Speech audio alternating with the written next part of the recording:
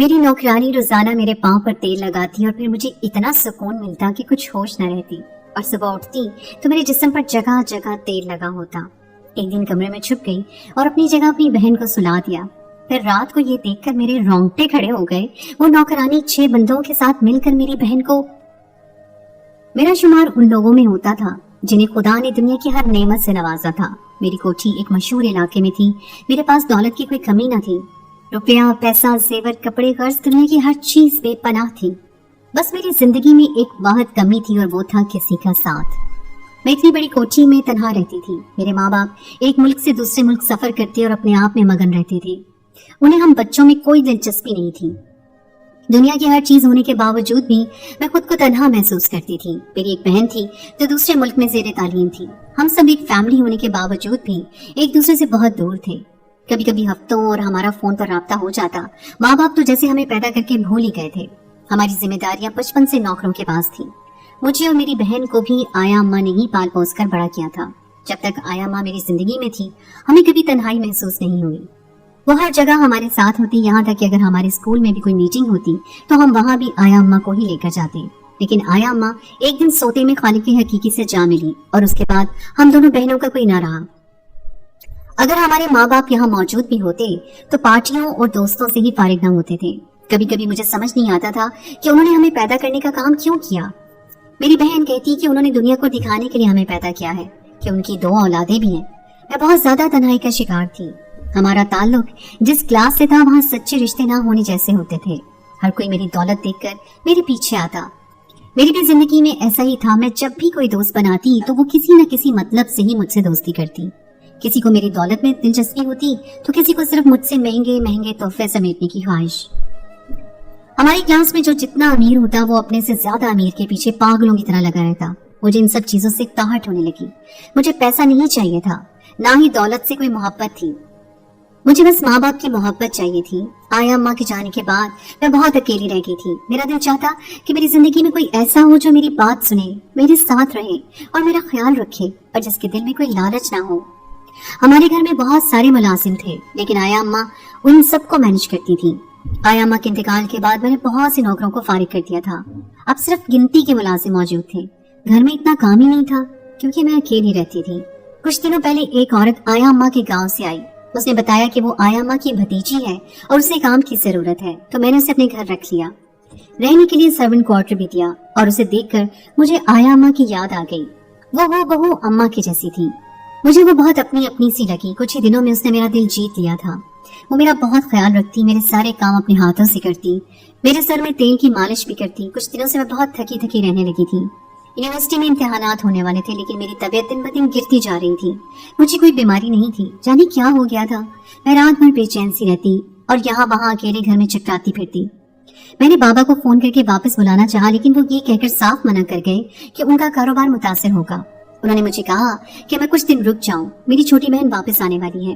یہ سن کر میں بہت خوش ہو گئی۔ میری نوکرانی فائزہ میرے بہت قریب ہو چکی تھی۔ اسے میرے بارے میں سب کچھ پتا تھا۔ میں ہر بات اس سے آسانی سے کہہ دیا کرتی تھی۔ میری بے سکونی دیکھ کر اس نے مجھے کہا کہ اس کے پاس ایک تیل ہے جو وہ گاؤں سے لے کر آئی تھی۔ وہ جڑی بوٹیوں سے بنا تیل اگر میرے تلووں میں لگائے گی تو میرے ذہن کو سکون ملے گا۔ مجھے یہ سن کر اچھا لگا کہ وہ میرے بارے میں کتنا سوچتی ہے۔ میں نے بخوشی سے اجازت دے دی۔ رات کھانے کے بعد وہ میرے کمرے میں آئی اور میرے قدموں میں بیٹھ گئی۔ اس کے ہاتھ میں تیل کی ایک شیشی تھی۔ اس نے آہستہ آہستہ میرے تلووں پر تیل لگانا شروع کر دیا۔ اس کی نرم نرم انگلیاں میرے تلووں پر گول گول حرکت کرتی مجھے ایک سکون سا بخش رہی تھی۔ وہ کافی دیر میرے تلووں پر مالش کرتی رہی۔ مجھے نیند آنے لگی تھی۔ میں جو بہت دن سے سو نہیں سکی تھی تھوڑی ہی دیر میں نیند کی وادیوں میں اتر گئی۔ صبح جب میری آنکھ کھلی تو میں اٹھ کر بیٹھی۔ میرے ہاتھوں پر ہلکا ہلکا سا تیل لگا ہوا تھا۔ مجھے حیرانی ہوئی کہ تیل تو میں نے تلووں پر لگایا تھا، یہ میرے ہاتھوں پر کیسے لگ گیا تھا؟ شاید میں نے نیند میں اپنے تلووں کو ہاتھ لگا لیا ہوگا۔ میں اپنے کپڑے اٹھائے باتھ روم میں چلی گئی۔ جیسے میں نے اپنے کپڑے اتارے تو مجھے اپنے جسم کے ہر حصے پر ہی ہلکی سی تیل کی چکناہٹ محسوس ہوئی۔ میں بہت دنوں بعد سکون کی نیند سوئی تھی، اس لیے میرا موڈ قدرے بہتر تھا۔ میں نے اپنے خیالوں کو جھٹکتے ہوئے شاور لیا اور باہر چلی آئی۔ میری نوکرانی ناشتہ تیار کر چکی تھی۔ مجھے دیکھ کر مسکرائی اور پوچھنے لگی کہ نیند ٹھیک سے آئی تھی یا نہیں۔ ناشتے کی میز پر بیٹھتے ہوئے میں نے خوش ہو کر اسے بتایا کہ آج میں بہت دنوں کے بعد سکون سے سوئی ہوں۔ उसने कहा कि वो रोज ही मेरे तलवों में तेल लगा दिया करेगी। उसके लहजे की अपनायत मेरे लिए बहुत खास थी। वो जानती थी कि मैं मोहब्बतों के लिए तरसी हुई हूँ और वो मुझसे वही मोहब्बत निछावर करती। मैं रात भर लेटी तो वो चली आई और उसके हाथ में आज भी तेल की शीशी थी। मैं उसे देखकर खुश हो गई। वो मुझसे बातें करते हुए मेरे तलवों पर तेल की मालिश करती जा रही थी। जैसे जैसे उसकी उंगलियां चल रही थी मुझे सुकून महसूस होता जा रहा था। मुझे नींद आने लगी थी। मैं खुश थी कि मेरी नींद का मसला हल हो गया है। मुझे पता ही नहीं चला कि कब मेरी आंख लग गई और फायजा कब मेरे कमरे से गई। मैं इतना बेखबर सोई कि मैं सुबह ही मेरी आंख खुली। मैंने अंगड़ाई लेकर जैसे ही अपने आंखों पर हाथ रखा मुझे चिकनाहट का एहसास हुआ। मैंने हैरत से अपने हाथों को देखा जिन पर हल्की हल्की चमक थी जो यकीनन तेल की थी। मैं समझ न सकी कि मेरे हाथों पर तेल कैसे लग गया। मैं यही सोचते हुए शावर लेकर तैयार होने बाथरूम में गई। जैसे ही मैंने अपनी नाइटी का गाउन खोला मैं हैरान रह गई। मेरे जिस्म पर हल्की हल्की चिकनाहट थी और जगह जगह से मेरा जिस्म चमक रहा था। मुझे बिल्कुल समझ नहीं आई कि ऐसा क्यों हुआ। क्या फायजा मेरे जिस्म की भी मालिश करती थी? मैं खुद से ही सवाल कर रही थी, लेकिन वो ऐसा क्यों करेगी? वो तो सिर्फ मेरे तलवों की मालिश करने आती थी। मैं बुरी तरह उलझ गई। आज मैंने आर्या पार का फैसला कर लिया और यही सोचते हुए मैं नाश्ते की टेबल पर पहुंच गई। फायजा जल्दी जल्दी मेरा मनपसंद नाश्ता लगा रही थी। उसके हाथ में बिल्कुल आया अम्मा के जैसा ही जायका था। वो हूबहू उनकी ही कॉपी थी। वो नाश्ता लगाते लगाते मेरी तबीयत और नींद का पूछने लगी। वो बिल्कुल आया अम्मा की तरह मेरी फिक्र करती थी। मैं उससे पूछते पूछते रुक गई। समझ न आया कि क्या पूछूं और कैसे पूछूं। उसे लगेगा मैं उस पर शक कर रही हूँ। अगर वो बुरा मान गई तो शायद मैं ज्यादा ही सोच रही थी। मैंने उससे कुछ भी पूछने का इरादा तर्क कर दिया। मैं यूनिवर्सिटी चली आई। मेरे इम्तिहानात शुरू हो गए थे। मैं बहुत मसरूफ हो गई थी। सारे दिन में रात वाला किस्सा मुकम्मल तौर पर मैं भूल चुकी थी। बाबा का मैसेज भी आया था। मेरी बहन आज रात घर वापस आ रही थी। मैं बहुत खुश थी। मैं और मेरी बहन जुड़वा थी। हम दोनों एक जैसी नजर आती थी। मैं जब घर वापस आई तो फायजा रात का खाना बनाने में मसरूफ थी। मैंने सोचा कि उसे मोमो के आने के बारे में बता देती हूँ। जैसे ही मैं किचन में गई फायजा मुझे सलाम करती कहने लगी कि बीबी जी आज मैं आपकी अच्छे से मालिश करूंगी। देखिएगा आपको इतना सुकून मिलेगा कि आप बिल्कुल अच्छा पर्चा देकर आएंगी कल। उसकी बात सुनकर मैं खामोश हो गई। मेरे दिमाग में एक आइडिया आया था, वो ये जानने का कि हकीकत क्या है। मैं फायजा को किचन में 2-4 काम और लगाकर चुपके से घर से बाहर निकल आई। मेरी बहन आ चुकी थी। बस वो अंदर आने ही वाली थी कि मैंने उसे बाहर रोक लिया और कहा कि वो अंदर जाकर मेरी एक्टिंग करे। मैं फायजा को तंग करना चाहती हूँ। मैंने उसे पूरी बात ना बताई और वो मान गई। मैंने उसे कहा कि सुबह उठकर उसे बताएंगे। मेरी बहन ने मुझसे फायजा जैसी मेरी नौकरानी के बारे में सुन रखा था, उसलिए वो राजी हो गई। मैं घर में पिछली तरफ से दाखिल होकर अपने ही कमरे में छुप गई। अपनी बहन का सामान मैंने कमरे में छुपा दिया। मेरी बहन सामने के दरवाजे से दाखिल हुई। अब वो पूरी तरह मेरी जगह ले चुकी थी और मेरी नौकरानी को इसकी भिनक तक न हुई थी। मेरी बहन ने मेरी जगह लेकर खाना खाया और कमरे में आ गई। पीछे पीछे नौकरानी फायजा तेल की बोतल लिए मालिश करने चली आई। वो खुद ही मेरी बहन को किस्से सुनाती जा रही थी और वो तेल की मालिश करती जा रही थी। थोड़ी देर में मैंने देखा कि मेरी बहन उसकी बातें सुनते सुनते गहरी नींद सो गई। मेरी नौकरानी ने उठकर एक छोटी लाइट जलाई और बाकी लाइटें बंद करके कमरे से निकल गई। जाते जाते वो दरवाजा भी बंद कर गई। मैं थोड़ी देर यूं ही अलमारी में छुपी रही। जब कोई आहट ना हुई और कुछ भी अनोखा ना हुआ तो मुझे खुद पर गुस्सा आया कि मैंने उस बेचारी नौकरानी पर बिला वजह शक किया और खुद भी यूं गर्मी में 2 घंटे से अलमारी में बैठकर ख्वार हुई। मैं अलमारी से निकलने ही वाली थी कि कमरे का दरवाजा खुला और मैं सांस रोक के देख रही थी कि कमरे में हल्की हल्की सी रोशनी थी। मेरी नौकरानी 6 आदमियों के हमरा कमरे में दाखिल हुई थी। मेरी बहन गहरी नींद सो रही थी। मेरी नौकरानी और उसके साथ आने वाले आदमियों ने मेरी बहन का गाउन खोला जो मेरा था और फायजा से तेल लेकर आहिस्ता आहिस्ता से उसके जिस्म पर तेल मलना शुरू कर दिया। देखते ही देखते वो आदमी मेरी बहन के पूरे जिस्म पर तेल मलने लगे थे। मैं दंग रह गई थी कि ये सब क्या हो रहा है। फायजा यानी मेरी नौकरानी पीछे खड़े होकर आराम से देख रही थी और वो आदमी जरा जरा सा तेल लेते और हल्के हल्के से मेरी बहन की मालिश करते। पूरे 2 घंटे ये सिलसिला जारी रहा। मुझे हैरत इस बात की हुई कि इतना कुछ होने पर भी मेरी बहन की आंख न खुली और वो पहले की तरह बेखबर सोती रही। 2 घंटे के बाद वो सब चले गए और दरवाजा बंद कर गए। मेरे होश उड़ चुके थे कि क्या इतने दिनों से मेरे साथ ये सब कुछ हो रहा था। मुझे कुछ समझ नहीं आ रहा था। मुझे तो जैसे सदमा लग गया था। मैं ख्वाब में भी ये नहीं सोच सकती थी कि मेरी नौकरानी जिस पर मैंने इतना भरोसा किया, जिसे मैंने अपनी हर बात शेयर की, वो मेरे साथ ऐसा भी कुछ कर सकती है।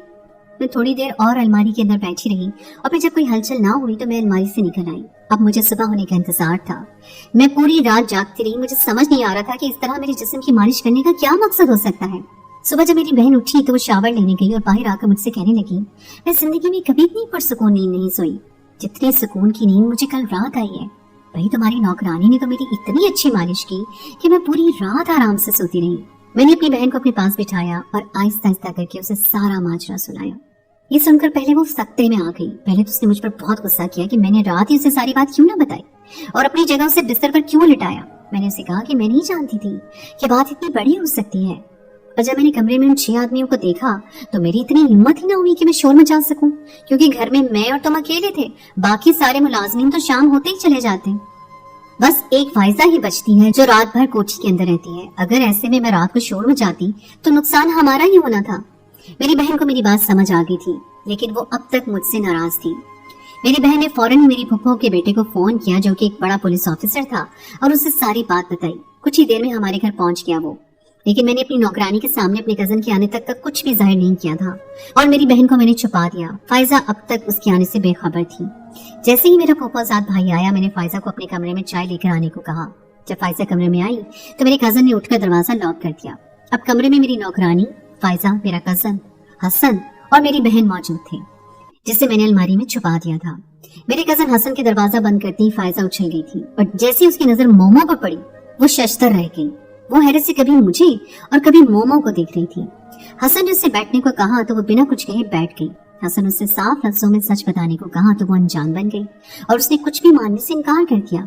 जब हसन ने अपनी वर्दी का रोब दिखाया तो वो कुछ देर डर गई, लेकिन बोली कुछ नहीं। हसन ने उसे कहा कि मैं आखिरी बार पूछ रहा हूँ, अगर सच ना बताया तो सीधा जेल में डाल दूंगा और फिर वहां सब कुछ सच सच उगलना पड़ेगा। फाइजा डर गई थी। उसने धीमी आवाज में अपनी कहानी सुनाना शुरू की। जैसे जैसे वो कहानी सुनाती जा रही थी मेरी आंखें जलने लगी थी।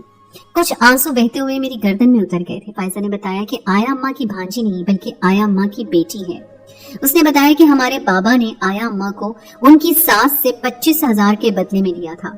आया अम्मा के शौहर बाबा की फैक्ट्री में नौकरी करते थे। उन्होंने फैक्ट्री से कुछ उधार लिया था जो कि 25,000 था, लेकिन वो उधार चुकाने से पहले ही एक हादसे में इंतकाल कर गए। जब मेरे बाबा की फैक्ट्री के मैनेजर ने उधार चुकाने के लिए आया अम्मा की सास से राब्ता किया तो उनके हालात बहुत खराब थे। घर में खाना तक नहीं था। 25,000 कहाँ से आते? फैक्ट्री के मैनेजर ने जब ये बात मेरे बाबा को बताई तो वो खुद आया अम्मा के घर गए और उन्होंने कहा कि एक ही सूरत में कर्जा माफ कर सकते हैं, अगर आया अम्मा उनके घर चलकर रहें और उनकी बेटियों को संभालने का काम करें। अगर वो चाहते तो कर्जा माफ भी कर सकते थे या कुछ वक्त की मोहलत भी दे सकते थे, लेकिन उन्होंने ऐसा न किया, बल्कि एक गरीब बेवा की मजबूरी का नाजायज फायदा उठाया। उस वक्त आया अम्मा 4 बेटियों की माँ थी। उनकी सास ने मेरे बाबा से कहा कि वो आया अम्मा को साथ भेजने के लिए तैयार है, लेकिन उन्हें हर महीने कुछ रकम घर के खर्चे के लिए भी भेजी जाए। बाबा इस बात के लिए राजी हो गए और यूं आया अम्मा अपने बच्चे छोड़कर मजबूरी में हम दोनों बहनों की परवरिश करने चली आई। फाइजा ने रुककर गहरा सांस लिया और पानी पीने लगी। थोड़ी देर में उसने फिर बोलना शुरू किया। बात यही खत्म नहीं हुई कि आप दोनों बहनों की वजह से हमारी अम्मा हमसे छीन ली गई, बल्कि जैसे जैसे हम चारों बहनें बड़ी होती गई आपके बाबा ने हमारे घर के चक्कर लगाने बढ़ा दिए। पहले वो सिर्फ महीने का खर्च देने आते थे, अब वो महीने के बीच में भी चक्कर लगा लेते। उस वक्त आप दोनों बहनें छोटी थी और आपके माँ बाप मुस्तकिल यहीं रहते थे। हम बहनों की उम्रें 16 से 12 साल के दरमियान थी। आपके बाबा आते और हमें बहाने बहाने से अपने पास बुलाया करते, हमारे लिए कपड़े और तोहफे भी लाते। दादी की आंखें पैसे की चमक से अंधी हो गई थी।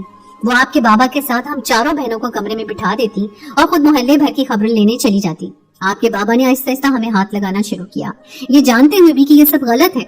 हम कभी उन्हें रोक नहीं सके। बात ही खत्म नहीं हुई। अब वो कभी अपने दोस्त के घर आते तो कभी किसी दोस्त के साथ। मेरी बड़ी बहन आपके बाबा और उनके 6 दोस्तों की वजह से पामाल होती रही। वो सिर्फ मेरी बहन को जगह जगह हाथ लगाते और हंसते।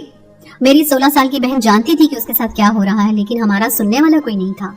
आपके बाबा हमारी अम्मा को घर तक नहीं आने देते थे। एक दिन आपके बाबा अपने 6 दोस्तों के साथ रात के अंधेरे में हमारे घर आए और उन्होंने दादी के हाथ पर नोटों की गड्डियां रखी और मेरी बड़ी बहन को लेकर कमरे में चले गए। मैं जानना चाहती थी कि वो क्यों कमरे में लेकर गए हैं मेरी बहन को। मैंने कमरे की खिड़की से चुपके से अंदर झांका तो सब मिलकर मेरी बहन के जिस्म पर शराब मल रहे थे। मेरी बहन खामोशी से लेटी हुई थी क्योंकि हम बहनें दादी की वजह से मजबूर थी। वो 6 के 6 मर्द मेरी बहन को मलते जा रहे थे और मजे ले रहे थे। उससे आगे मैं कुछ न देख सकी। सुबह होने से पहले वो लोग चले गए और जब हम लोग सुबह कमरे में गए तो देखा मेरी बहन पंखे से लटक कर खुदकुशी कर चुकी है। जब ये बात आपके बाबा को पता चली तो वो मुल्क से भाग गए। यूं वक्त गुजरता रहा और ये बात मेरे दिल में चुपती रही। मैं बदला लेना चाहती थी आपके बाबा से। जब अम्मा के मरने के कुछ अरसे के बाद मुझे उनकी डायरी में आपका पता मिला तो मैं यहाँ चली आई। सोचा था कि आपके बाबा को ही कत्ल कर दूंगी, लेकिन वो तो यहाँ थे ही नहीं। मुझे आप मिली और मैंने सोचा कि जो आपके बाबा ने हम बहनों के साथ किया वही आपके साथ होना चाहिए। और मैंने एक मंसूबा बनाया। मैंने पहले आपका भरोसा जीता और फिर कुछ दिनों के बाद आपको रात के खाने में नींद की दवा देने लगी। जब आप खाना खाकर कमरे में आती तो मैं आपको तेल लगाने के बहाने आ जाती और आपकी नींद पक्की होने तक यहीं रहती। जब मुझे इस बात का यकीन हो जाता कि आप सो गई हैं तो मैं 6 आदमियों को बुला कर लाती। ये 6 आदमी मेरे गांव के ही जानने वाले हैं, जिन्हें सारी हकीकत मालूम है। और यूं जितना मैंने अपनी बहन को पामाल होते देखा, हर रात आपको भी उतना ही पामाल करवाया। आपके बाबा ने शराब से मेरी बहन के जिस्म को मसला था, मैंने उसकी जगह तेल इस्तेमाल किया और हर रात आपको बेआबरू होता देखकर मुझे सुकून मिलता था और मैं यूं सारी जिंदगी आपसे बदला लेना चाहती थी। वो ये सब कुछ कहकर अब बिल्कुल चुप हो गई थी, जबकि मैं और मेरी बहन सांस रोके बैठे थे। हमें अपने बाबा से मोहब्बत नहीं थी, लेकिन वो इतना गिर सकते हैं कभी सोचा नहीं था। दौलत का नशा ऐसा था कि वो सही और गलत को भूल गए थे। हसन फायजा को अपने साथ हवालात ले गया था, क्योंकि जुर्म तो उसने भी किया था, लेकिन मुजरिम हमारा बाप भी था, जिसे अमीर होने की वजह से सजा नहीं मिली थी।